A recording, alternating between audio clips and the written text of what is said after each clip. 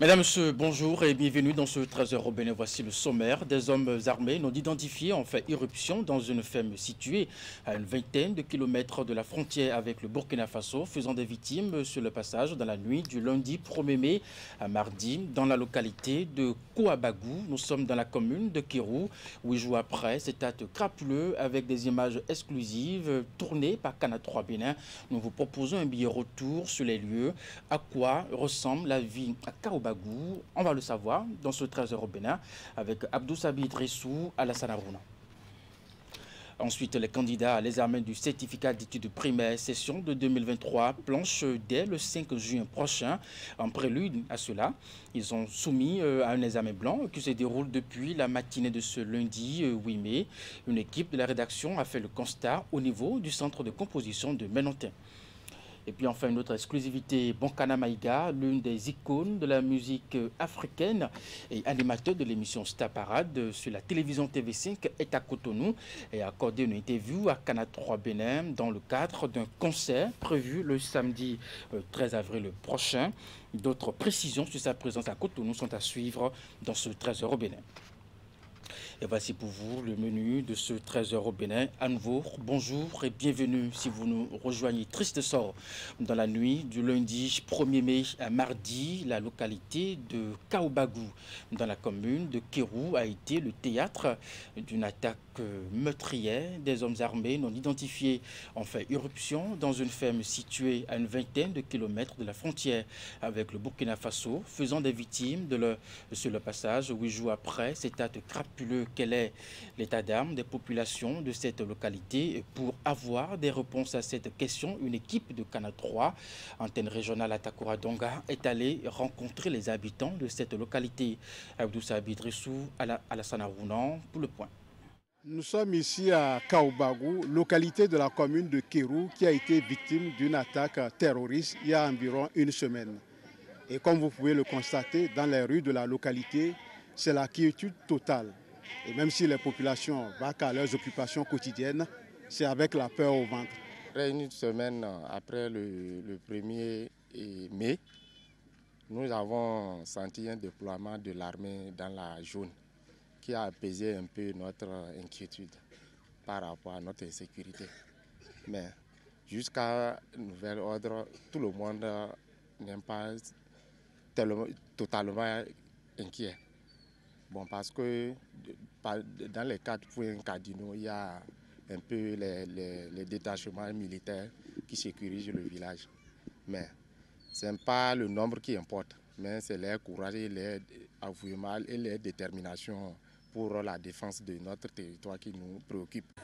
Bien vrai que la sécurité est là, mais il y a au moins cette peur-là qui continue par nous animer. Parce que voir tes propres frères couchés, égorgés, c'est difficile. Il y a d'abord ce problème-là qui nous traumatise totalement. Dans cette attaque du 1er mai dernier, au total, 17 personnes ont perdu la vie alors qu'ils étaient tous dans leur ferme. 17 personnes tuées, 15 ont été tuées, 3 par balle, 12 ils ont égorgé. Après, il y a une mine qui s'est explosée, ils ont tué maintenant, la mine a tué 2 personnes. Et 3 sont évacués maintenant par Ako pour les soins. Vous voyez maintenant, et il y a 4 pelles disparues. Juste après cette barbarie, un fort contingent de l'armée a été déployé sur le terrain pour essayer de dénicher ces hors-la-loi. Des patrouilles diurnes comme nocturnes quadrillent la localité pour assurer les populations locales.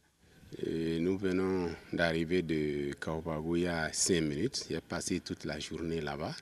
Il y a d'accalmie, la population vague à ses occupations, la paix est revenue et vous n'êtes pas sans savoir qu'il y a eu l'envoi de militaires, des centaines qui aujourd'hui couvrent toute la zone concernée et au-delà de cette zone.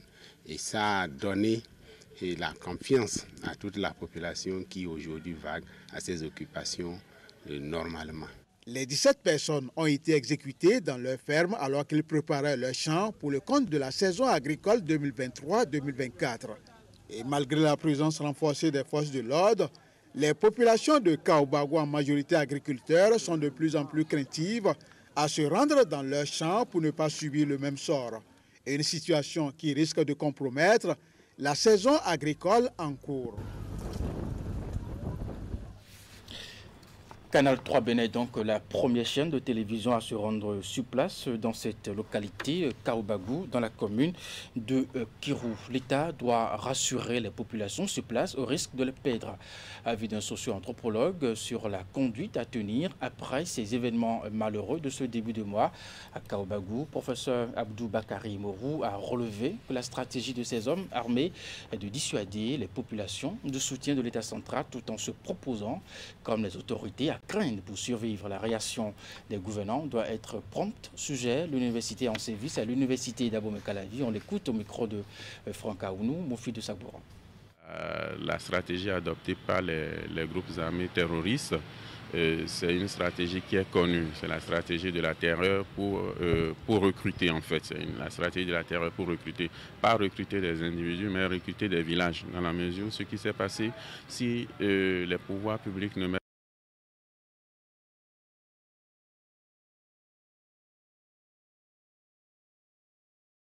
Et puis toutes nos excuses pour la qualité de cet élément que vous allez retrouver dans nos prochaines éditions. Parlons éducation à présent. Les candidats à l'examen du certificat d'études primaires session de 2023 planchent dès le 5 juin prochain. En prélude à cela, ils sont soumis à un examen blanc qui se déroule depuis la matinée de ce lundi 8 mai. Une équipe de la rédaction a fait le constat au niveau du centre de composition de Menontin. Esther Tofa, Naomi Alihonou, Moufi de Sabouran. 375 candidats inscrits ici au centre de Menontin pour le compte de l'examen blanc départemental du certificat d'études primaires. Après les premières compositions, les jeunes candidats estiment que les épreuves étaient abordables. Les épreuves ne sont pas difficiles. J'ai bien travaillé. C'était un peu difficile, mais ça s'est bien passé. Cette épreuve était abordable et c'était bien. L'épreuve de lecture terminée, les candidats se mettent en condition pour l'épreuve d'éducation scientifique et technologique. Depuis le début de l'examen, aucun incident à signaler selon le chef centre. Tout se déroule très bien et les enfants composent dans la joie et la gaieté. Et d'après la programmation donnée aussi, après les épreuves, c'est le secrétariat qui commence le travail. Actuellement, les surveillants correcteurs sont en salle en train de corriger les copies déjà. L'examen blanc départemental du certificat d'études primaires se tient en 3 phases, à savoir écrite, orale et sportive. Il prend fin vendredi prochain avec les épreuves d'éducation physique et sportive. Ce lundi 8 mai 2023, les acteurs du mouvement Croix-Rouge et Croissant-Rouge célèbrent pour la 500e fois la journée mondiale du mouvement, une journée dédiée à commémorer l'esprit humanitaire et de rendre hommage aux personnels qui font la différence dans leur communauté. Le thème retenu cette année est intitulé « Nous faisons tout avec le cœur ». Quel est donc l'état des lieux, bien entendu, et puis les avantages du militantisme au sein de ce mouvement? Élément de réponse avec Ghislain Fanou, dirigeant de la section Croix-Rouge universitaire. Hier, le volontariat et le bénévolat intéressent beaucoup. Aujourd'hui, comme vous pouvez le constater, partout, quand on parle à un jeune d'une activité, la première question, est-ce qu'il y a un gain? Qu'est-ce que je vais y gagner? Cela fait que beaucoup ne s'impliquent pas réellement dans les activités sociales sur le terrain. Quand on invite pour les salubrités et autres, beaucoup ne sont pas aptes pour. C'est un peu plus quand il va s'agir de l'argent que beaucoup s'y intéressent. Néanmoins, bon, malgré que l'engouement ne soit pas trop, il y a quelques-uns qui font l'effort quand même. À la Croix-Rouge, il y a plusieurs formations que vous pouvez vous donner et que vous pouvez utiliser, soit dans la vie active ou qui pourront servir à d'autres occasions dans d'autres recrutements sur le plan international. Quand je parle de la formation en premier secours et santé à base communautaire, par exemple, on l'utilise à la maison, d'accord? Mais cette même formation est plus demandée au cours d'autres recrutements et autres. Donc c'est c'est un creuset dans lequel vous vous formez correctement et vous pouvez vendre cela à d'autres fins. Également, comme c'est un mouvement, ça aide au réseautage et tout. À l'instant, Ghislain Fanou, dirigeant de la session Croix-Rouge universitaire, il se prononçait bien entendu sur le militantisme au sein du mouvement La Croix-Rouge à l'occasion de la célébration de la 116e édition de la journée mondiale du mouvement Croix-Rouge. Le poisson est un produit alimentaire indispensable à notre bien-être. Il en existe de différentes espèces locales ou marines qui sont fort consommées au Bénin. À ce propos, une équipe de la rédaction s'est intéressée au poisson-thon dont la survie semble être menacée malgré son grand apport nutritionnel. Zoom sur le poisson-thon, c'est dans ce reportage. Pour ces consommateurs, friands du thon, ce poisson est un véritable trésor naturel qui devrait s'inviter et s'imposer dans les cuisines béninoises. Existant en plusieurs types, le thon n'est pourtant pas assez prisé par une grande majorité comparativement au carpe, tilapia, maquereau. Cette poisson, donc on appelle thon, on peut fumer et préparer sauce légumes ou sauce palme, disons des kunsun. Et en plus, vous pouvez préparer sauce tomate. Ça prend toutes les sauces, des sauces naturelles. Quand on dit enfant, nous sommes d'abri. On l'appelle enfant pokun. C'est un poisson riche en calcium et qui a beaucoup de chair. Il est recommandé pour les enfants. Bientôt maintenant, nous allons rentrer dans la saison. On tend vers la saison, la bonne saison des thons. Qu'il soit fort consommé ou non, le thon possède d'excellentes qualités nutritionnelles.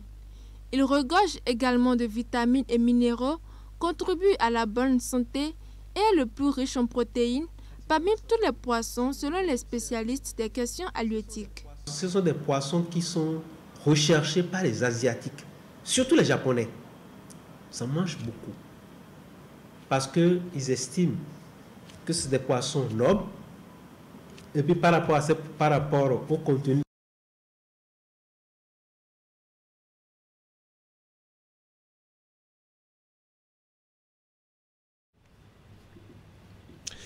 Décidément pour la qualité de nos reportages dans cette édition, avec l'avènement de nouvelles technologies de plus en plus modernes, le numérique s'est imposé dans le monde du travail en facilitant certains métiers. Le numérique en a créé d'autres, offrant ainsi de nouvelles opportunités. Community manager, e-commerce, programmeur web, designer graphique sont autant de métiers introduits par la percée du numérique. Ces professions sont exercées déjà au Bénin depuis quelques années avec l'essor de la digitalisation et de la dématérialisation.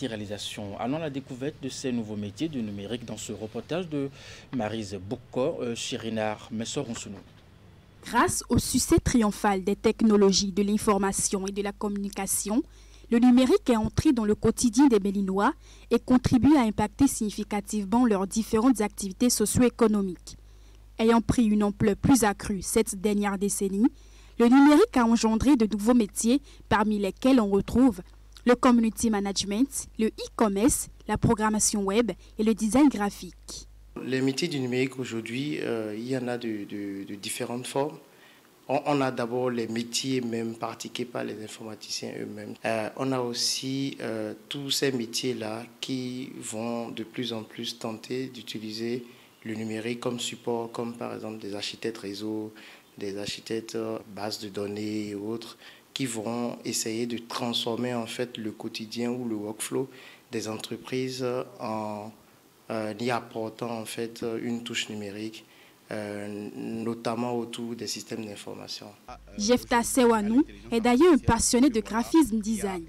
Ingénieur en génie civil de formation, il s'est reconverti et dirige désormais plusieurs équipes en design graphique. Alors, la place du numérique est super importante dans le monde du travail parce qu'aujourd'hui, beaucoup de plus de personnes sont connectées à Internet. Donc, à peu près on des limites, plus de 5 milliards aujourd'hui de personnes qui sont connectées à Internet. Et donc, ça voudra dire qu'il y a un marché très croissant qui se trouve sur Internet, c'est-à-dire sur le numérique. Et donc, le graphisme, par exemple, va permettre aux entreprises de pouvoir toucher leur clientèle grâce à la communication visuelle. Le numérique est un domaine en constante évolution avec de l'innovation et de la créativité à tout point de vue. Un autre fruit du numérique qui laisse encore le monde sous la stupéfaction, c'est l'invention d'une intelligence artificielle capable de résoudre des problématiques allant d'une simple équation à des politiques de gouvernance d'un pays. L'intelligence artificielle ouvre de nouvelles portes de création d'emplois avec notamment un fort besoin en experts de tout genre afin de fournir une base de données sûre et fiable. Alors, l'IA intervient dans plusieurs métiers comme la rédaction de contenu, la génération d'images et tout. Et comme nouveau métier dans le secteur d'IA, on a l'analyse de données, communément appelée data analyst, data scientist, data engineering. Ce secteur regorge d'assez d'opportunités d'emploi pour ceux qui s'y passionnent. De même, de nombreux pièges s'y cachent. Afin donc de recadrer juridiquement ces métiers et protéger les internautes, diverses lois ont été adoptées au Bénin. C'est vrai qu'il y a des efforts qui sont faits. On a la CEP, la CED, il y a pas mal d'entités qui sont créées pour justement faire le contrôle, le suivi et tout ça autour du numérique. Tout récemment, il y a eu la stratégie de l'IA au Bénin, l'intelligence artificielle. Aujourd'hui, le contexte dans lequel se trouvent de nombreuses entreprises s'avère favorable aux jeunes qui souhaitent travailler dans le numérique. La transformation digitale étant au cœur des enjeux et des priorités pour le gouvernement béninois, il est donc important de rappeler qu'il existe de nombreuses formations accessibles pour ceux qui souhaitent se lancer dans les nouveaux métiers rendus disponibles par le numérique.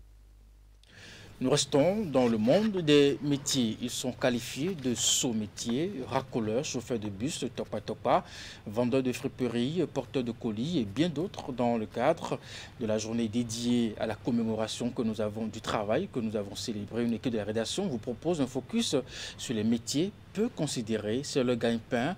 Ils s'en servent pour assurer le quotidien et pour subvenir aux besoins de leur famille. Candide Rourinto puis de Kwasi Norman ont fait un tour au marché d'Antokwa et voici le reportage. Ici, à Dantokwa, on retrouve tout type de travailleurs. Racoleurs, chauffeurs de bus Tokwa-Tokwa, vendeurs de friperies, porteurs de colis et bien d'autres. Et pour le moment, ces derniers s'en servent pour s'assurer le pain quotidien et pour subvenir aux besoins de leur famille. Dans notre business là, on trouve un peu quelque chose qu'on peut gérer notre famille. La famille est un peu satisfaite, nous sommes satisfaits aussi et puis on gère tout ce qu'il y a et notre entourage quoi. C'est pas un métier en tant que tel, mais quand tu es dedans, tu n'as pas droit au découragement. Ceux qui sont dedans le savent. Souvent peu considérés comme métier, ces personnes qui les exercent le font avec fierté, malgré les préjugés et les difficultés auxquelles ils sont confrontés.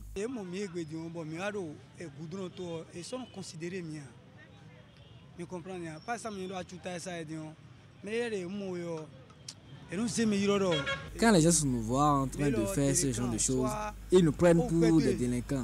Or, ce n'est pas ça. Ce que moi je suis en train de faire maintenant, sous le soleil, plusieurs jeunes nous feront se sentir honteux dans l'exercice. Il y a des préjugés en toutes choses. Nous avons conscience de ce que nous faisons et nous en sommes fiers. Divers sont les regards que portent les usagers du marché et l'opinion en général sur ces travailleurs et spécialement sur les porteurs de marchandises.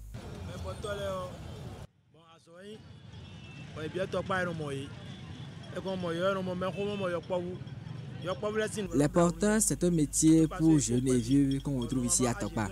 C'est pour les enfants qui m'inquiètent surtout, car à leur place, ils doivent être à l'école ou dans des ateliers d'apprentissage. Ça me fait de la peine. Ces différents types de travailleurs que l'on rencontre fréquemment dans ce marché s'échinent à longueur de journée et ceci pour une seule raison, leur pain quotidien. Je vous l'annonçais en titre, l'une des icônes de la musique africaine et animateur de l'émission Star Parade sur la télévision TV5 est à l'honneur le samedi 13 avril prochain. Un concert sera animé par des grands artistes africains en hommage au maestro Bonkana Maïga pour son engagement et sa contribution pour le développement de la musique africaine. Dans ce cadre, l'homme lui-même est à Cotonou en attendant la descente des 5 autres artistes attendus pour le show qui va se tenir à Novotel à Cotonou en exclusivité. Bonkana Maïga a accordé une interview à Canal 3 Bénin Laetitia au micro de Idrissou Boukari. Des amis ont décidé de célébrer cet homme-là que vous avez devant vous. Après une cinquantaine d'années de vision sur la musique africaine, et je viens pour célébrer tout ce temps-là avec les frères et les sœurs béninois.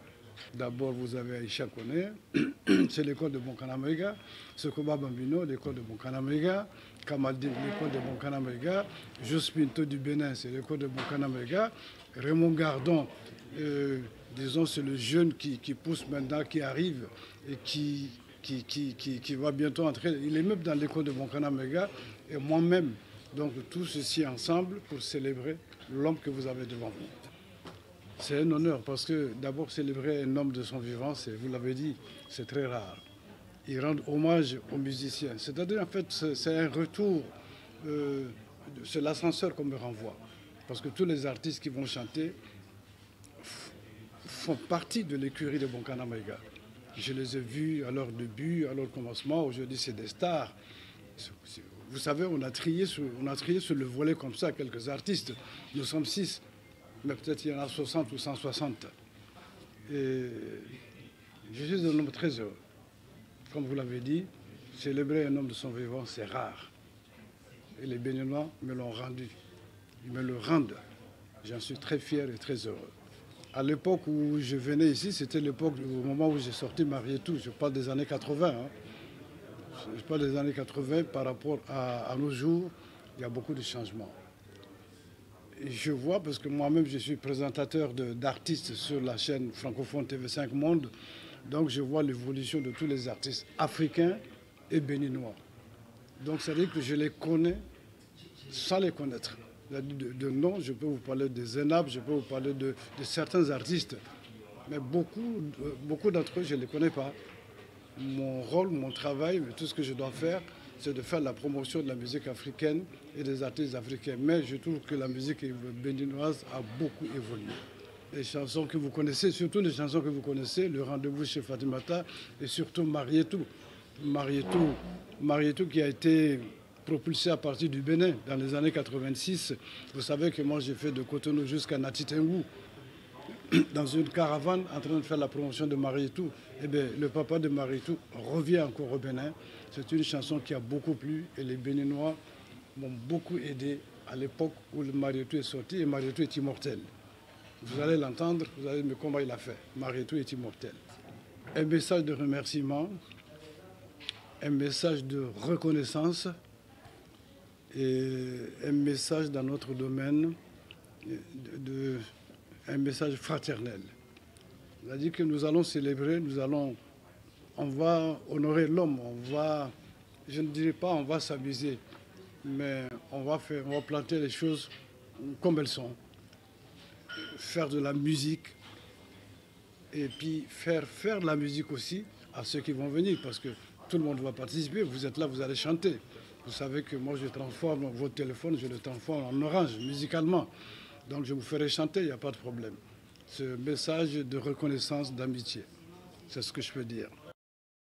Et puis ce concert est donc prévu ce samedi 13 avril prochain, un concert qui sera animé par de grands artistes africains pour justement rendre hommage au maestro Bonkana Maïga. Le concert aura lieu à Novotel de Cotonou Palon Sport pour finir 50e mondiaux de pétanque que le Bénin s'apprête à accueillir en septembre prochain. À mesure que l'on approche de l'échéance, les différents acteurs témoignent de l'urgence de défis que constitue l'organisation de cet événement d'envergure. Ce samedi, la Confédération africaine des sports a investi des hommes pétris de connaissances et d'expérience pour tenir le rôle de chargé de mission de l'instance fêtière de la pétanque africaine au sein du comité national d'organisation. C'est le président Idrissou Ibrahima en personne qui a conduit la cérémonie. On fait le point avec Hakime Ousseini. Ils ont un parcours d'impact, leur expérience enrichissante et leur sens de responsabilité tiré vers le haut. Ils ont alors le profil du job et c'est à juste titre que le président Idrissou Ibrahima les a identifiés pour siéger au sein du Comité national d'organisation des 50e mondiaux de pétanque à Cotonou au nom de l'instance africaine des sports boules. Dans l'exercice de vos tâches différentes, vous voudrez bien, en cas de questions embarrassantes, vous référer au président de la Confédération que nous sommes. Cependant, nous souhaiterions obtenir de vous, à 4 mois de compétition, des comportements dignes de responsables guidés par la courtoisie et la loyauté dans la plus grande humilité, car la cause est certes grande et commune, mais l'image de la Confédération africaine de sport boule et surtout celle de la République du Bénin doivent être bien soignées et sauvegardées. La mission est noble et sa délicatesse fait appel à une anticipation bien huilée. Les chargés de mission ainsi investis mesurent la portée de la charge. Il y a divers comportements que nous devons maîtriser. D'abord, ceux qui sont nos ambassadeurs. L'équipe, ceux qui vont défendre le drapeau national. Dans quel état sont-ils? Quelles sont les conditions pour mieux les préparer à relever le défi au nom du Bénin? Au-delà de la compétition qui reste le point d'ancrage du rendez-vous de Cotonou, il se joue des challenges de plusieurs ordres. On dit Coupe du Monde. Il n'y a pas que la Coupe du Monde de football. Mais déjà qu'on organise une Coupe du Monde, nous serons, mon Dieu, devant la scène sportive, mais devant la scène internationale, pour ne pas dire devant la diplomatie agissante. Donc nous, notre mission serait d'aller voir. Nous sommes les yeux de la Confédération, contribuer comme Confédération et nous contribuer comme Béninois. Le sport est une matière transversale, de sorte que en matière de sport, le juridique et le judiciaire sont toujours en amont et en aval. Encore 4 mois et la crème de la pétanque mondiale déposera ses valises sur la terre des Amazones pour 10 jours d'émulation sportive en triplettes, doublette mixte et puis en single. Mesdames, Messieurs, c'est la fin de ce Trésor Robéner. Merci de l'avoir suivi, de votre fidélité également. Retrouvez à 16h votre bulletin d'information, 19h30, la grande édition de la soirée. Jusque-là, portez-vous bien.